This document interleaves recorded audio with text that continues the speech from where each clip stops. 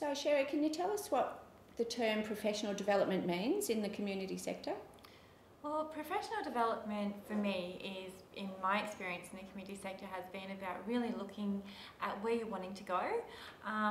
When you're developing within the sector, it's about always improving, so having a vision of where you want to get to and how you're going to get there. And sometimes that's around ongoing learning, sometimes it's around looking at what other courses or what other areas within that particular industry interest you and starting to work towards getting some qualifications or knowledge about that, or research, or even just sometimes even doing some work, volunteer type work. It helps you to develop in terms of getting some experience around where you're wanting to go. The other way of also developing is by, I think, your colleagues, like taking opportunity of, if you are with somebody who does work in an industry or an area that you're interested in, asking questions and looking at ways of being able to find out whether that is somewhere that you want to go or learn more about. Sometimes until we're exposed to something, we don't really know how much we're interested in something. So really having broad conversations with a whole range of people across the sector, and then setting some goals around developing your knowledge through ongoing learning or experience is the way to go. No, that sounds really good, Sherry.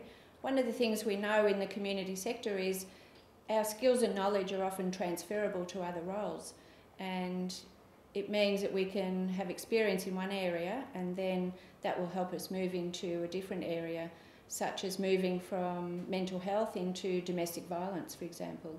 But having that as a part of your plan is really important. That's exactly right, and I think that is one of the beauties of this industry, is that there are so many facets, and this industry, community services, there are so many complexities, and it's never just, very rarely is it just one thing like mental health or domestic violence or drug and alcohol. They all often overlap for each individual person's case, and the more you can expand on your knowledge in all of those areas, not only are you increasing your ability to be able to give better service to clients, but you're also expanding on your own learnings and professional growth to be able to also sidestep into another another area within the industry. So that sounds really good. One of the things we're talking about today is setting goals. So how important is it to have clear goals for your development? You do need to have very clear goals. It's very, very important. It's like you don't head off on the road to Deniliquin, for example, unless you know how you're going to get there.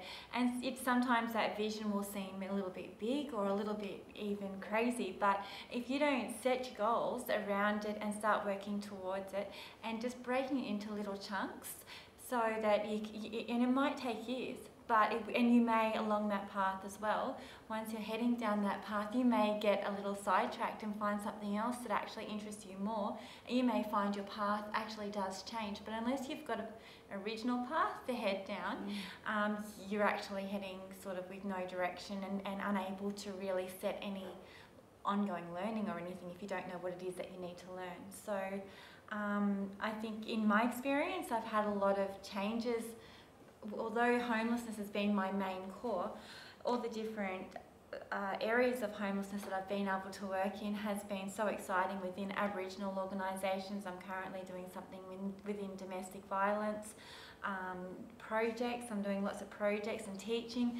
So even though my initial path started in homelessness, I've been able to diversify, and it's always exciting and really interesting, and always heading towards my end goal of having a really flourishing business, which I'm not there yet. It will take a while, but that is my end goal, and that's where I'm working towards. That sounds exciting, Sherry, and it sounds like your average working day is made up of lots of interesting challenges and pathways.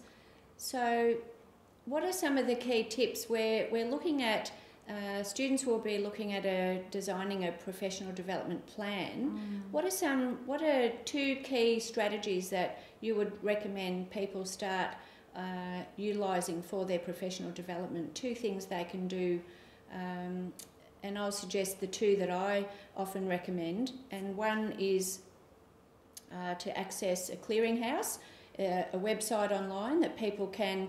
We'll be talking a lot about staying current with developments in an industry. So getting onto the clearinghouses, and we'll be looking at those in the course. And the other is actually completing the plan. So any other strategies that have worked for you in maximising your goals? Yeah, I mean, I think what you're saying, Di, is 100% correct, and they would have probably been first on my list. But there are other things that you can do as well.